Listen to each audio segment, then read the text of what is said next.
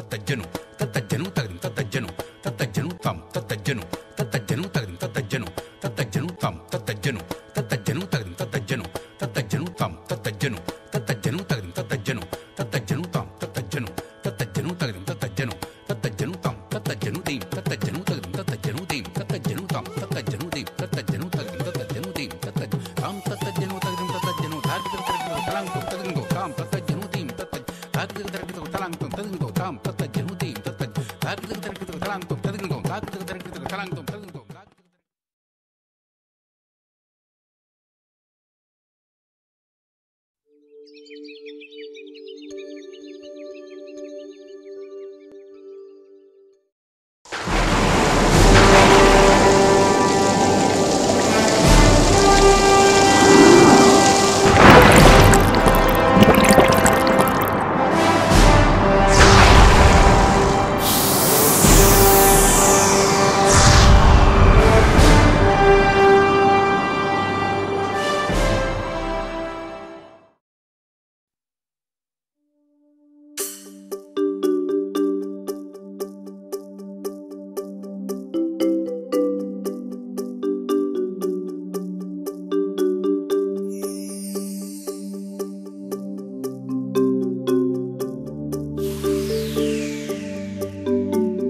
நல்வரவு அன்பு குழந்தைகளே, நீங்கள் இதுவரை கண்டிராத கதையுடன் மீண்டும் உங்கள் பங்கஜம் பாட்டி வந்திருக்கிறேன்.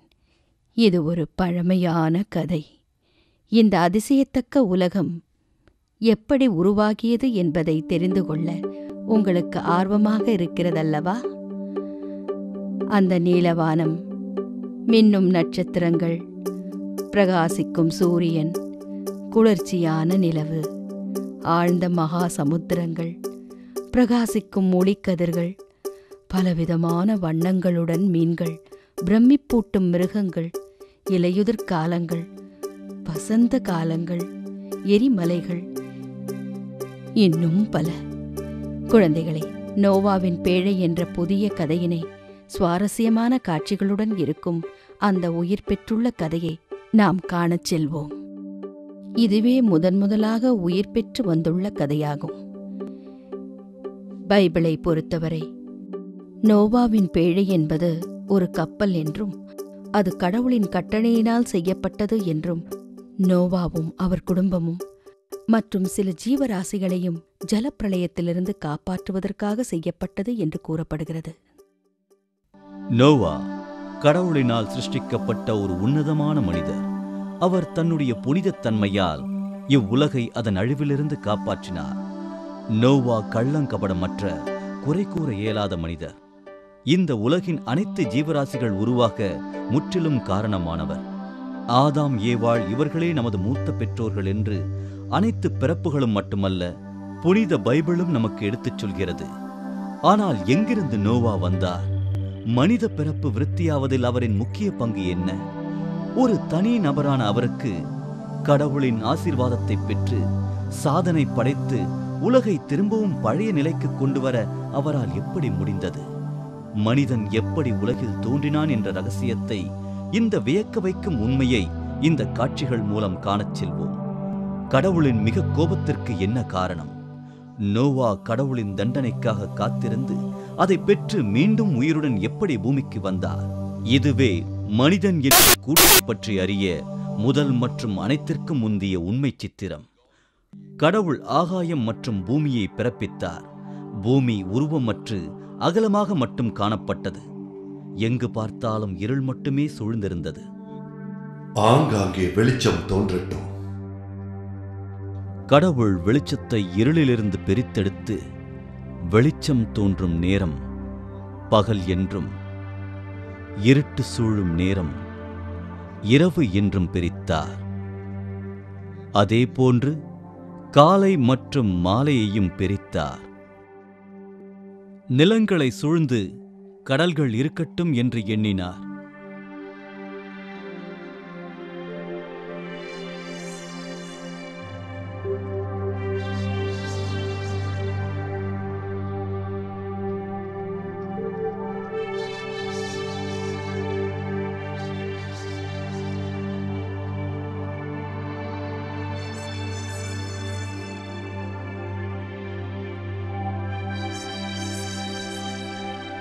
கடவுள் நிரந்தரமான ஆகாயத்தை அழைத்தார்.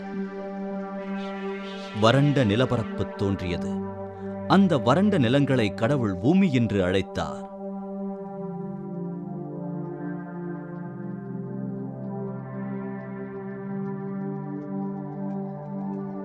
பூமியில் புல் மற்றும் சிறு செடிகள் வளரட்டும். அந்த செடியின் மூலம் விதைகள் கிடைக்கட்டும். பழ மரங்கள் மூலம் பழ வகைகள் கிடைக்கட்டும். எங்கும் பசுமையாக காட்சியளிக்கட்டும். மனதை கவரும் மலர்களும் மலரட்டும். பழங்கள், விதைகள் மற்றும் பலதரப்பட்ட பறவைகள் அனைத்தையும் உருவாக்கினார். அனைத்தும் அவர் விரும்பியவாறே உருவாகின. கடவுள் அனைத்தும் இன்பகரமாக இருக்க வேண்டும் என்று எண்ணினார்.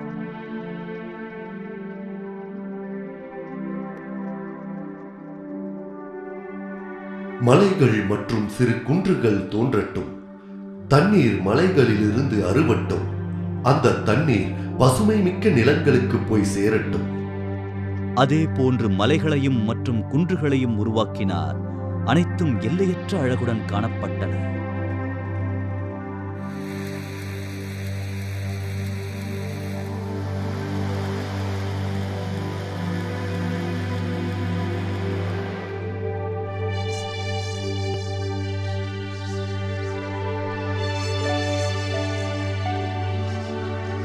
கடவுள் அனைத்தையும் ஒரு ஆச்சரியத்துடன் பார்வையிட்டார். அவர் 2 பெரிய பொழுதினை உருவாக்கினார். சிறிய வெளிச்சத்தோடு இருப்பதை இரவு பொழுதென்றும், நல்ல வெளிச்சத்தோடு இருப்பதை பகல் என்றும். அவர் ஜொலிக்கும் நட்சத்திரங்களையும் படைத்தார். இரவில் வெளிச்சம் தரும் அந்த முழு மதிக்கு நிலவு என்றும், பகலில் வெளிச்சம் தரும் அதை சூரியன் என்றும் படைத்தார். சூரியன் வெளிச்சத்தையும் சக்தியையும் கொடுக்கட்டும். நிலவு உற்சாகம் மற்றும் அமைதியை பரவட்டும். சூரியனும் நிலவும் அவரின் விருப்பம் போல உருவாக்கிய பின், சூரியன் உலகின் அனைத்து பாகங்களிலும் தன் ஒளியை பரப்பி தன் பிரகாசத்தை வெளிப்படுத்தியது. நிலவும் அதே போன்று இரவில் தோன்றி அனைத்து குளுமையையும் சாந்தத்தையும் பெற செய்தது. நிலங்களில் எல்லா மூலை முடுக்குகளிலும் தண்ணீர் மற்றும் காற்றுகளால் நிரம்பியிருக்கட்டும்.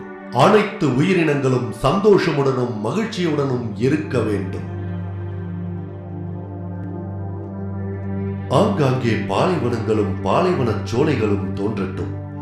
ஆங்காங்கே எரிமலைகளும் லேசான வெப்பத்துடன் கூடிய நீரும், ஆங்காங்கே வசந்தமும் பனிப்பொழிவும், ஆங்காங்கே பனிக்கட்டிகளும் பனிப்படர்ந்த மலைகள் மற்றும் நிலங்களும் தோன்றட்டும்.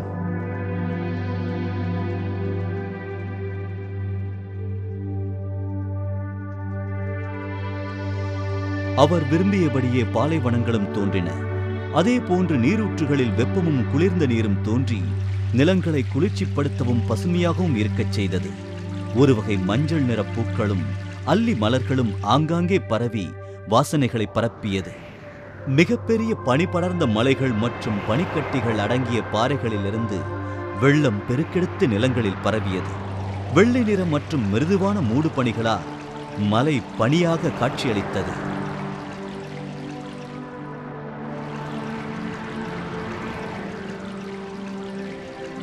ஆங்காங்கே ஈரப்பதத்துடன் கூடிய நிலங்களில் பெரிய பெரிய மரங்களுடன், கொடி படர்ந்து வளரக்கூடிய செடிகளுடனும் அடர்ந்த புதர்களுடனும் ஒரு பெரிய காடு உருவாகட்டும்.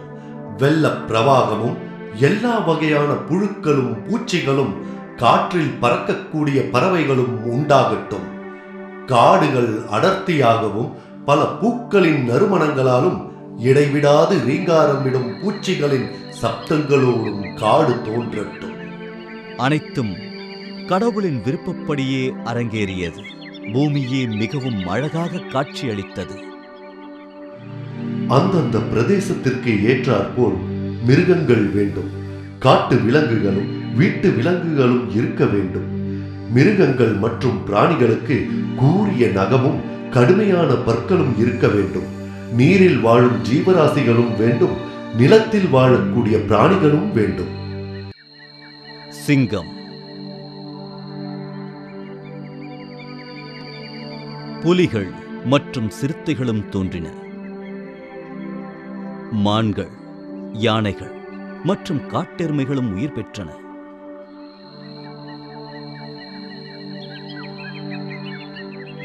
அசையும் கொடியில் பூத்துக் குலுங்கும் மலரிலிருந்து தேனை உறிஞ்சி குடிக்கும் தேனீக்களும் பட்டாம்பூச்சிகளும் காணப்பட்டன. ஒட்டகங்களும் பாலைவனத்தில் தோன்றின. திமிங்கலங்களும் பனிக்கட்டி பிரதேசங்களில் காணப்பட்டன. பல வண்ணங்களில் பல பறவைகளும் வானத்தில் தோன்றின. அனைத்து இடத்திலும் வெளிச்சம் பரவட்டும். அனைத்து இடங்களிலும் வெப்பமும் குளிர்ச்சியும் நிரம்பி இருக்கட்டும். ஆங்காங்கே தாங்க முடியாத சூடும் பலத்த மழையும் இருக்கட்டும். அனைத்து பிரதேசங்களிலும் சீதோஷ்ண காலங்கள் உருவாகட்டும். இலை உதிர்காலம், கோடைக்காலம், வசந்த காலம், மழைக்காலம் என்று காலங்கள் உருவாக வேண்டும். அனைத்தும் கடவுளின் எண்ணப்படி தோற்றுவிட்டார். உலகமே வண்ணமயமாக காணப்பட்டது. சூரிய ஒளியுடன் கூடிய காலை பொழுது, உஷ்ணத்தை பரப்பும் மதிய வேளை, சாந்தமான சாயங்கால பொழுது, குளிர்ச்சியான இரவு பொழுது என வெவ்வேறாக பிரித்தார். சூரியனும் சந்திரனும் பகல் மற்றும் இரவினை தீர்மானித்தது. கடல்களில் உயிரினங்கள் தோன்றட்டும். அந்த கடலில் சிறிய மற்றும் பெரிய வகையான மீன் இனங்களும் காணப்பட வேண்டும். பல உருவங்களிலும் பலதரப்பட்ட வண்ணங்களிலும் தோன்றப்பட வேண்டும். அனைத்து கடலும் ஒன்றாக கலந்து மகா சமுத்திரமாக மாற வேண்டும். ஆறுகளும் சிறு நீரூற்றுகளும் சமுத்திரத்தில் கலக்க வேண்டும். அதன்படியே பல பிரதேசங்களிலிருந்து ஆறுகளும் சமுத்திரத்தில் கலந்தன. மேகங்களும் நட்சத்திரங்களும் தோன்ற வேண்டும். நட்சத்திரங்கள் மின்ன வேண்டும். அதன்படியே மேகங்களும் நட்சத்திரங்களும் தோன்றின. நட்சத்திரங்கள் ஜொலிக்க ஆரம்பித்தன. உலகமே மின்னி பிரகாசமாகியது. கடவுள் பூமியின் மேல் வானத்திற்கு பறந்து செல்லும் உயிரினங்களையும் கடலில் உயிர் வாழக்கூடிய உயிரினங்களையும் அதிக அளவில் உருவாக்கினார். அவரவர்களின் இனங்களில் உங்கள் இனத்தை பெருக்கிக் கொள்ள நான் ஆசீர்வதிக்கிறேன். அதன்படியே உலகில் அனைத்து உயிரினங்களும் தன் இனப்பெருக்கத்தை மேற்கொண்டன.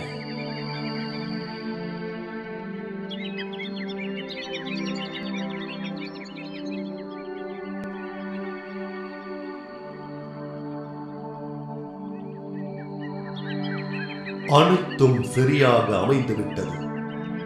ஆனால் இந்த விஷயங்களை எல்லாம் ஆள்பவராக ஏதாவது செய்ய வேண்டுமே. என்ன செய்யலாம்? இதையெல்லாம் கண்டு ரசித்து வியக்கும் வகையில் ஒரு படைப்பை ஏற்படுத்த வேண்டும். அப்படி என்றால் என்னை போல் வடிவில்தான் ஒரு படைப்பை ஏற்படுத்த வேண்டும். இதுவரை உருவாக்கிய உயிரினங்களுக்கெல்லாம் இல்லாத ஒரு திறமையும் புத்தி கூர்மையும் நம் படைப்பாளிக்கு தேவை. நான் என்னுடைய பிரதியைப் போல ஒரு மனிதனை உருவாக்கப் போகிறேன். நான் படைக்கவிருக்கும் அந்த படைப்பிற்கு கடலில் வாழும் மீனாக இருந்தாலும் சரி, பொழியும் காற்றாக இருந்தாலும் சரி, நிலத்தில் வாழும் உயிரினங்களாக இருந்தாலும் சரி, ஊர்வன, பரப்பன மற்றும் நிலத்தில் கொடிபடர்ந்து வளரும் செடி முதல் மரம் வரை அனைத்தையும் தன் சக்தியால் அடக்கியாலும் திறமை மிக்கவனாக இருக்க வேண்டும். கடவுள் மனிதன் என்னும் ஒரு சக்தியை படைத்து அவனது மூக்கு துவாரத்தில் காற்றை ஊதி அவனுக்கு உயிர் கொடுத்தார். அவனுக்கு ஆதாம் என்று பெயர் சூட்டினார். அவனுக்கு துணையாக இன்னொரு உயிர் இருக்க வேண்டும். இருவரும் சேர்ந்து இந்த உலகில் நம் படைப்புகளை சந்தோஷமாக ரசித்து அனுபவிக்க வேண்டும். ஆதாம் தனிமையாக இருப்பதை அவர் விரும்பவில்லை. அவர் ஏவாளை உருவாக்கினார். கடவுள் பெண்ணையும் இந்த மனிதனை வைத்தே உருவாக்க வேண்டும் என்று நினைத்தார். மனித இனப்பெருக்கம் மனிதன் மூலமாக அவனது உடலில் உள்ள இரத்தம், விலா எலும்பு மூலமாக உருவாக வேண்டும். இந்த ஏவாளை நான் உருவாக்கி இருக்கிறேன். இவளே ஆதாமிற்கு ஏற்ற துணையாக நிரந்தரமாக இருப்பாள். உலகத்தில் முதலாக ஆணாக ஆதாமையும் முதல் பெண்ணாக ஏவாளையும் இறைவன் இவ்வுலகில் உருவாக்கினார். ஆணையும் பெண்ணையும் படைத்தவுடன் இறைவன் சந்தோஷப்பட்டான். இப்பொழுதுதான் பூமி முழுமை பெற்று இருக்கிறது என்று நினைக்கிறேன். இருக்கும் சக்தி, ஒளி, பிரகாசம் எல்லாம் ஒரு நிலையில் இருக்கிறது. இவை அனைத்தும் இந்த இருவர்கள் மட்டுமே ஆள வேண்டும். ஆதாம் ஏவாள் இருவரும் சேர்ந்தனர். ஏவாள் 2 ஆண் குழந்தைகளை பெற்றெடுத்தாள், கைன் மற்றும் ஏபல்.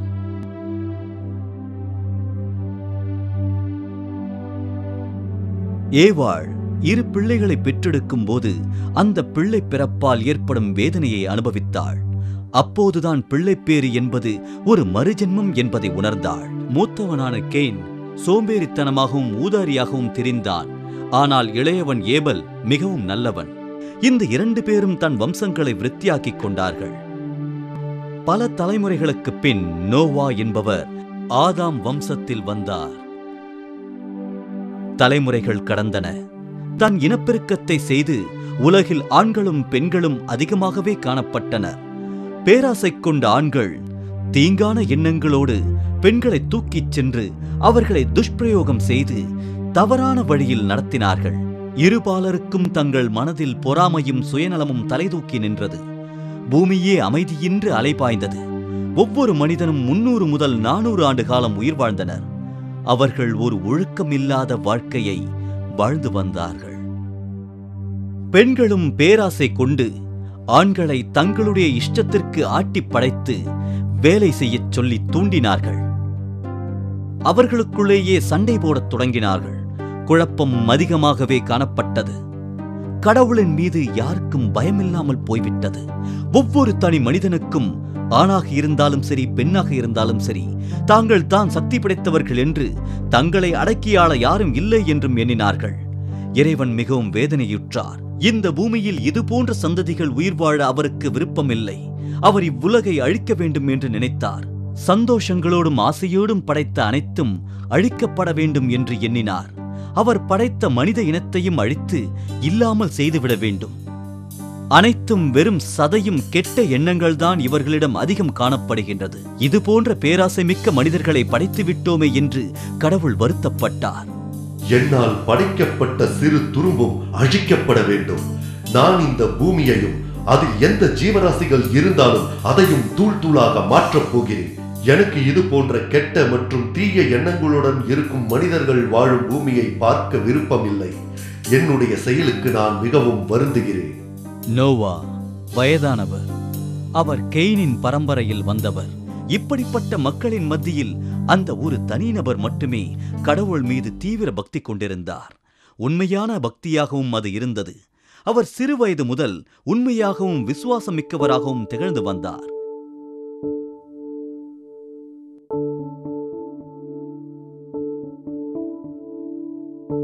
கடவுள் மனிதனுக்காக அளித்த அழகு மிகுந்த இயற்கைகளையும் இறைவன் அளிக்கும் அன்பையும் புரிந்து பார்த்து மெச்சுகிறவராக திகழ்ந்தார். அவர் எப்போதும் தன் தந்தை மற்றும் மூதாதையர்களின் செயலை எதிர்க்கிறவராகவும் திகழ்ந்தார். அவர் எப்போதும் உண்மையானவர், விசுவாசம் மிக்கவர், மேலும் அவரிடம் தனக்கென்று இருப்பதை வைத்து திருப்தி அடைபவர். அவர் தன் வாழ்வில் ஒருபோதும் பொய் பேசியதே இல்லை. எந்த நொடியும் இறைவனை பிரார்த்திக்கும் அவருக்கு இந்த பூமிக்கு ஒரு பெரும் ஆபத்து வர இருக்கிறது என்பதை அவர் தன் உள்மனது அவருக்கு உணர்த்தியது. உடனே அளவற்ற பக்தியோடு இறைவனை பிரார்த்தித்தார். அவருடன் பேசுவதற்கு ஆண்டவனை அழைத்தார். என் இறைவா, என் இரட்சகனே, கடந்த சில நாட்களாக என் மனம் சரியாக இல்லை.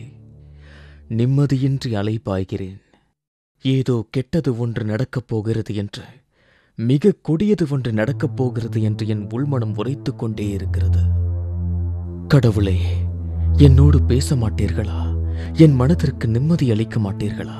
எனக்குள் ஏதோ ஒன்று என்னை தூண்டிக் கொண்டே இருக்கிறது. சமாதானத்தின் கடவுளே, தயவு செய்து என்னோடு பேசுங்கள். கடவுள் நோவாவின் முன் தோன்றி அவரோடு பேச ஆரம்பித்தார். நோவா, என் மகனே, நீ ஒரு நேர்மை மற்றும் உண்மையானவன். நீ மிகவும் அன்பானவனாகவும் தூய்மையானவனாகவும் இருக்கிறாய். நீ எல்லோரிடமும் பாசமிக்கவனாக இருக்கிறாய். நீ யாரையும் துன்புறுத்தியதில்லை. ஆனால் எல்லோரும் உன்னை போல் இல்லை. நான் உலகத்தை ஆத்ம உணர்ச்சியோடு படைத்தேன். எல்லோரும் சந்தோஷமாக வாழ வேண்டும் என்று நினைத்தேன். ஆனால் எங்கு பார்த்தாலும் கஷ்டங்கள் நிறைந்திருக்கிறது. ஒருவரை ஒருவர் கொல்லும் அளவிற்கு அவர்களுக்கு பேராசை மற்றும் கர்வங்கள் நிரம்பியிருக்கிறது. பழி உணர்ச்சி, மரணம், கொலை, கொள்ளை, ஒழுக்கமற்ற வாழ்க்கை வாழ்பவர்கள், இது போன்றவர்களை மேலும் எங்கும் பார்ப்பதற்கு நான் தயாராக இல்லை. பிறக்கும் குழந்தைகள் அல்லது பிறந்த குழந்தைகள் இதன் காரணமாக பாதிக்கும். இது மேலும் நீடிக்க நான் அனுமதிக்க மாட்டேன். இதற்கு ஒரு முற்றுப்புள்ளி வைக்க முடிவு செய்திருக்கிறேன். என்னால் உயிர் வழங்கப்பட்ட ஒரு ஜீவராசியையும் நான் அழிக்கப் போகிறேன். நான் இந்த பூமியை சுருக்கிவிடப் போகிறேன். என் இறைவா, தயவு செய்து இது போன்ற கடும் சொல்லை தங்கள் திருவாயிலிருந்து உரைக்காதீர்கள். ஏனென்றால் என்றும் நீங்கள் அன்பை வெளிப்படுத்துகிறவராயிருக்கிறீர். எங்களுக்கு வாழ்வதற்கு உயிரளித்த உத்தமரே நீங்கள்தான். எங்களை அழிக்க வேண்டும் என்று நீங்களே நினைத்தால் உருவாக்கியதின் அர்த்தமே பயனற்று போய்விடும். இந்த உலகை கண்டு ரசிக்க மனிதன் கண்டிப்பாக இருக்க வேண்டும். ஒரு சில மனிதர்களுக்காக மற்ற உயிரினங்களும் அழிக்கப்பட வேண்டுமா?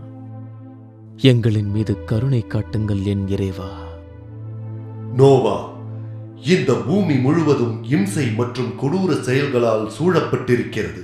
என்னால் இதையெல்லாம் காண முடியாது. எங்கள் மீது இரக்கம் காட்டுங்கள் ஆண்டவரே. நான் என்னை பற்றி கவலைப்படவில்லை. நான் இறப்பதற்கு தயாராக இருக்கிறேன். நான் நமக்கு பின்வரும் வருங்கால சந்ததியினரை பற்றி நான் கவலைப்படுகிறேன். தங்களின் இந்த ஈடு இணையில்லா இயற்கை படைப்புகளை கண்டு ரசித்து அனுபவிக்க இன்னும் பல தலைமுறைகள் கொண்ட மக்கள் இந்த பூமியில் வேண்டும் என் இறைவா. தயவு செய்து சாந்தமடைந்து விடுங்கள் என் ஆண்டவரே. நோவா, நல்லவனாக இருப்பவனின் வாழ்வை மட்டும்தான் நான் காப்பாற்றப் போகிறேன். நான் சொல்வதை கேட்டு அதன்படி நீ நடந்து கொள். ஒரு மரத்தினால் ஆன பேழை அல்லது சிறு படகை ஒன்றை தயார் செய்து கொள். உள்ளே அறைகளையும் தயார் செய்து கொள். 300 முழம் நீளமும் 50 முழம் அகலமும் 30 முழம் உயரமும் கொண்ட ஒரு சிறிய பேழை செய்து அதில் ஒரு ஜன்னல் மற்றும் கதவையும் மாற்றி வைத்துவிடு. அதை 3 அடுக்குகளாக தயார் செய்து கொள். நான் ஜலப்பிரளயம் கொண்டு இந்த உலகத்தையே அழிக்கப் போகிறேன். ஆனால் நீயும் உன் மனைவியும் உன் குழந்தைகளும் உன் மூலமாக ரட்சிக்கப்பட்டு நீ பேழைக்கு அழைத்து வரும் எந்த உயிரினங்கள் ஆனாலும் இருபாலரும் இருக்க வேண்டும். ஒரு ஆண் ஒரு பெண். அப்போதுதான் அதன் வம்சத்தை பெருக்கி அதற்கு வாழ்வளிக்க இயலும். அவர்கள் உயிர் வாழ குறைந்தபட்சம் 40 நாட்களுக்கு அல்லது அதற்கும் மேலான நாட்களுக்கு தேவையான உணவுப் பொருட்களை உன் பேழையில் கூட்டிக் கொண்டு வரும் ஜீவராசிகளுக்கு தயார் செய்து கொள். அன்பே உருவான இறைவா, தங்களின் அளவற்ற இரக்கத்திற்கு மிக்க நன்றி. நீங்கள் கூறியதை போல் உடனடியாக ஏற்பாடு செய்கிறேன். நோவா, இந்த சந்ததியில் நீயே நேர்மையும் நற்குணமும் மிக்கவன். உன்னை ஒரு பேழை தயார் செய்ய சொன்னதன் காரணம் என்னவென்றால் நீ மரணமடையக்கூடாது. அடுத்த 40 பகலும் 40 இரவுகளிலும் பலத்த மழையை பூமியில் பொழிய வைத்து விடப் போகிறேன். வெள்ளப்பெருக்கெடுத்து பூமியை அழித்து ஒரு துரும்பு கூட உயிரோடு இல்லாமல் எல்லாம் அழிக்கப்படும். நீ பேழைக்குள் என்ன கொண்டு செல்கிறாயோ அது நிச்சயம் உயிரோடு இருக்கும். என் ஆண்டவரே, இது போன்ற புனித தன்மை கிடைப்பதற்கு நான் என்ன புண்ணியம் செய்தேனோ தெரியவில்லை. இந்த இரக்கத்திற்கு என்னுடைய நன்றி ஆண்டவரே.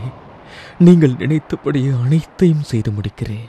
நோவா இறைவன் அறிவித்தபடியே பேழையை தயார் செய்து உள்ளே சென்றார். அவருடன் அவர் மனைவி, அவரின் 3 பிள்ளைகள் மற்றும் பிள்ளைகளின் மனைவி அனைவரையும் அழைத்துச் சென்றார். அதோடு மட்டுமில்லாமல் மிருகங்களையும் பறவைகளையும் பூமியின் மீது உயிருடன் ஊர்ந்து கொண்டிருந்த ஜீவராசிகளையும் தன்னுடன் அழைத்துச் சென்றார்.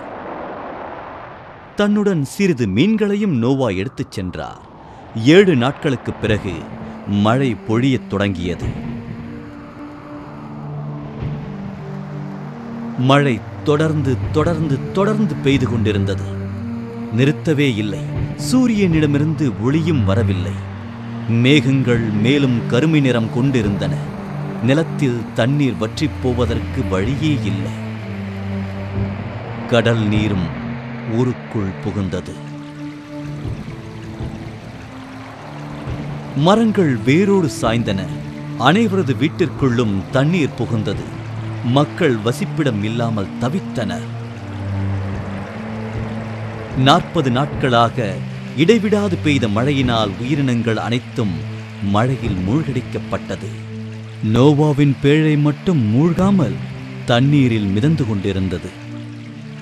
பெரிய உயர்ந்த மலைகள் அனைத்தும் மூழ்கின. கால்நடைகள், ஊர்வன, பரப்பன, மீன் வகைகள் அனைத்தும் இறந்து போயின. நோவாவுடன் இருந்த ஜீவராசிகள் மட்டும்தான் உயிரோடு இருந்தன. பூமியின் மேல் நிலங்களில் தேங்கி நின்ற தண்ணீர் வடிவதற்கு 150 நாட்கள் ஆயின. எல்லாம் வல்ல இறைவா, இன்னும் நீங்கள் கோபமோடுதான் இருக்கிறீர்களா? கோபம் தணியவில்லையா? கொஞ்சம் எங்கள் மீது தயை காட்டுங்கள். பேழையின் உள்ளிருக்கும் எல்லா ஜீவராசிகளுக்கும் தயவு செய்து இரக்கம் காட்டுங்கள். பேழையில் இருக்கும் நோவா மற்றும் அவர் குடும்பம் மற்றும் கால்நடைகள், ஜீவராசிகள் அனைத்துமே ஆண்டவரின் நினைவில் இருந்தது. 150 நாட்களுக்குப் பிறகு நிலத்தில் தேங்கியிருந்த நீரை எல்லாம் காற்று பரவ செய்து காணாமல் செய்து விட்டார். மழையும் நின்றது. ஒரு வழியாக பேழை நகரத் தொடங்கி 7ஆம் மாதம் 17ஆம் நாள் அராரத் மலை மீது நிறுத்தப்பட்டது. மழை நின்று விட்டது. இனி பயமே இல்லை. நாம் எல்லோரும் ரட்சிக்கப்பட்டு விட்டோம். இந்த பூமி மீண்டும் அழகாக காட்சியளிக்கப் போகிறது. எல்லா உயிரினங்களும் மீண்டும் பூமிக்கு வரப்போகிறது. நோவா தான் செய்த பேழையின் ஜன்னல் பகுதியை திறந்து பார்த்தார். அப்போது நம்பிக்கை ஒளியைப் போல கிழக்கிலிருந்து சூரியன் தன்னுடைய ஒளிக்கதிர்களை வீசிக்கொண்டிருந்தது. நோவா மிகுந்த ஆத்ம திருப்தி அடைந்தார். நோவாவிற்கு அவருடைய சந்தோஷத்தை கடவுளிடம் எப்படி வெளிப்படுத்துவது என்று தெரியவில்லை. என் அன்பார்ந்த இறைவா, இதுவரை நீர் இவ்வளவு கோபமடைந்து நான் பார்த்ததில்லை. தங்களுடைய இந்த அன்பும் இரக்கமும் பெற நான் மிகுந்த அதிர்ஷ்டமானவன். நான் காப்பாற்றப்பட்டு விட்டேன். கடவுளே, எல்லா ஜீவன்களும் காப்பாற்றப்பட்டு விட்டன. ஆண்டவரே, யாராலும் தங்கள் கோபத்தை எதிர்கொள்ள முடியாது. என்னோடு இருக்கும் ஜீவராசிகளுக்கு தயை புரியுங்கள். அவைகள் தங்களால் பூமிக்கு வரவழைக்கப்பட்டன. நாங்கள் அனைவரும் வேண்டுவது தங்களின் அன்புக்காக. நோவா, உனக்காகத்தான் இந்த உலகை அழிக்காமல் மீண்டும் ஜனிப்பதற்காக விட்டு வைத்திருக்கிறேன். எல்லோரும் சந்தோஷமாக இருங்கள். உங்கள் அனைவருக்கும் என் ஆசீர்வாதங்கள். மிக்க நன்றி என் அன்பார்ந்த ஆண்டவரே. நோவா முதலில் பூமியில் தண்ணீர் வடிந்து விட்டதா என்பதை அறிய காகத்தை அனுப்பினார். அது திரும்பி வந்தது. பின்பு புறாவை அனுப்பினார். புறா பறந்து சென்று எங்குமே அதன் கால்களை பதிக்க இயலவில்லை. அதன் மூலம் தண்ணீர் வடியவில்லை என்பதை அறிந்த நோவா புறாவை இழுத்து கப்பலில் போட்டுவிட்டு பொறுமையாக இன்னொரு 7 நாட்கள் காத்திருந்தார். பிறகு ஒரு நாள் இரைக்காக வெளியில் சென்ற புறா ஆலிவ் இலையை தன் மூக்கில் செருகிக் கொண்டு வருவதை பார்த்த நோவா தண்ணீர் வடிந்து விட்டது என்பதை உணர்ந்தார். இருந்தாலும் இன்னும் ஒரு 7 நாட்கள் காத்திருந்து மீண்டும் புறாக்களை அனுப்பினார். அது திரும்ப அவரிடம் வரவே இல்லை. இப்போது அனைத்து ஜீவன்களும் வெளியில் சென்றால் எந்த துன்பமும் இல்லாமல் வாழலாம் என்பதை உணர்ந்த நோவா எல்லோரையும் சுதந்திரமாக பூமியில் உலாவ விட்டார். 600ஆம் வருடம் முதல் மாதத்தில் முதல் நாள் நோவா கப்பலில் இருந்து வெளியில் வந்து தண்ணீர் வற்றிய பூமியை பார்த்தார். இந்த பேழையில் இருக்கும் என் மகன்கள் மற்றும் அனைத்து ஜீவராசிகளும் அறிவீராக, இந்த பூமி மீண்டும் உயிர் பெற்றிருக்கிறது. தண்ணீர் வடிந்து விட்டது. பிரகாசமான மலர்களோடு பூமி பசுமையாகவே காட்சியளிக்கிறது. கடவுள் மிகவும் இரக்கமானவர். மேலும் இப்போது கோபம் அடங்கி சாந்தமாகிவிட்டார். ஆகையினால் நாம் இந்த இடத்தை விட்டு நம்முடைய இடத்திற்கு சென்று கடவுளின் இந்த அற்புத உலகத்தில் நாம் அனைத்தையும் அனுபவித்து சந்தோஷம் அடைவோம். நோவா கடவுளுக்கு நன்றி தெரிவிக்கும் வகையில் இறைவனுக்கு ஒரு பீடம் ஒன்றை அமைத்து தன் அன்பை வெளிப்படுத்தினார். இறைவன் நோவாவின் செய்கையால் மிகவும் திருப்தி அடைந்தார். நான் இனி மனித பிறவிகளுக்காக இந்த பூமியை தண்டிக்க மாட்டேன். மனித பிறவிகளின் மனம் தூய்மையற்று கெட்ட எண்ணங்கள் நிரம்பியதாக இருக்கின்றது. எந்த உயிரினங்களையும் மானிட பிறவிகளுக்காக அழிக்க மாட்டேன். இந்த பூமி இதேபோல் பிரகாசம் மிக்க விடியற்காலை பொழுது, உஷ்ணமான மதிய வேளை பொழுது, சந்தோஷமான சாயங்கால வேளை பொழுது, குளிர்ச்சி மிக்க இரவு பொழுதுடன் சுழன்று கொண்டேதான் இருக்கும். இன்று முதல் எல்லா ஜீவராசிகளும் இந்த பூமியில் சந்தோஷமாக ஜீவிக்கலாம். இனி இந்த பூமியிலிருந்து எதையும் கைப்பற்றப் போவதில்லை. இறைவன் நோவாவையும் அவரது பிள்ளைகளையும் ஆசீர்வதித்து நல்லவர்களாக இருக்கும்படி கூறினார். நோவா மற்றும் அவரது பிள்ளைகள் அனைவரும் மகிழ்ச்சியோடு கடவுளின் ஆசீர்வாதத்தை பெற்றனர். மற்றவர்களுக்கு பலன் தரும் வகையில் வாழ்ந்து உங்கள் சந்ததிகளை பெருக்கி இந்த பூமியை மறுபடியும் பூர்த்தி செய்யுங்கள். பூமியில் வாழும் எல்லா உயிரினங்களும் உங்களுக்காக, கால்நடைகள், மரம் செடி கொடி வகைகள், மீன்கள் எல்லாம் உங்களுக்காக. நீங்கள் உங்கள் வாழ்க்கையின் தேவைக்கும் உங்கள் உணவிற்கும் தேவைப்பட்டால் உபயோகித்துக் கொள்ளலாம். பூமியில் இருக்கும் எல்லாவற்றின் மீதும் உனக்கு முழு உரிமை வழங்கப்பட்டிருக்கிறது. நான் மறுபடியும் இந்த பூமியை அழிக்க மாட்டேன். தாங்கள் அருளிய அனைத்திற்கும் மிக்க நன்றி ஆண்டவரே. பேழையிலிருந்து மிருகங்கள், கால்நடைகள், பறவைகள், ஊர்வன என்று அனைத்தையும் இந்த பூமிக்கு அழைத்து வந்தார். அவை அனைத்தும் வெகு நாட்களுக்குப் பிறகு சூரிய ஒளியை பார்த்தவுடன் மிகவும் சந்தோஷ களிப்பில் ஆழ்ந்தன. இறைவனுக்கு பரிபூர்ண நன்றி தெரிவிக்கும் வகையில் அனைத்து ஜீவன்களும் சந்தோஷத்தோடு தங்களுக்கே உரித்தான இடத்தில் தங்களது வாழ்க்கையை ஆரம்பித்தன.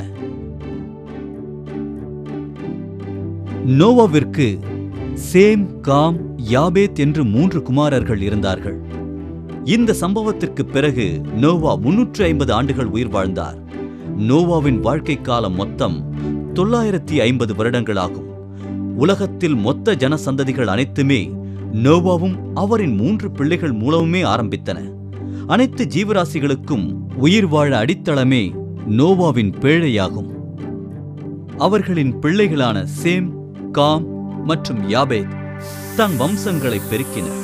அனைத்து உயிரினங்களும் அதே போன்று தங்களின் வம்சங்களை இனப்பெருக்கம் செய்து பூமியை நிரப்பியது.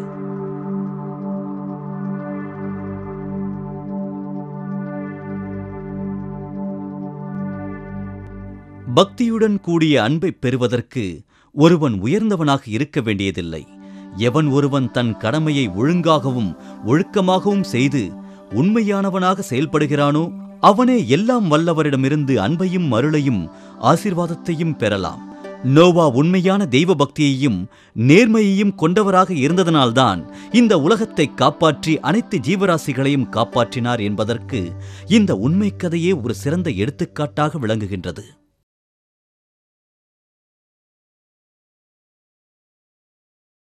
அன்புமிக்க மழலைகளே, இந்த பலம் பொருந்திய உலகத்தினை சுழற்பிரயாணம் செய்ததில் மகிழ்ந்திருப்பீர்கள் என்று நினைக்கிறேன். உலகப் பிரயாணத்தில் கடல்கள், மலைகள், பாலைவனங்கள், அதோடு மட்டுமன்றி உங்களுக்கு பிடித்த மிருகங்கள், பறவைகள் அனைத்தையுமே கண்டு களித்திருப்பீர்கள். குழந்தைகளே, இந்த கதையின் நீதி நெறியை என்றும் மறவாதீர்கள். நல்லவர்களாக வாழ்ந்து இறைவனின் வார்த்தைகளின்படி நடக்க வேண்டும். சரி செல்வங்களே, மீண்டும் ஒரு வசீகரமான கதையுடன் வெகு விரைவில் உங்களை நான் சந்திக்கிறேன்.